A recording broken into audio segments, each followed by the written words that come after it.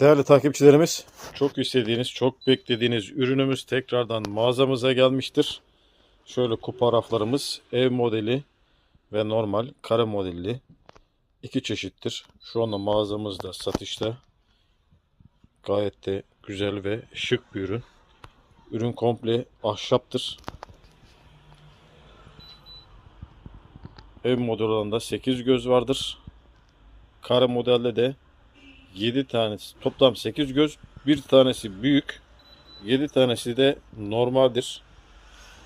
Şu anda mağazamızda satışta oldukça bayağı bir geldi.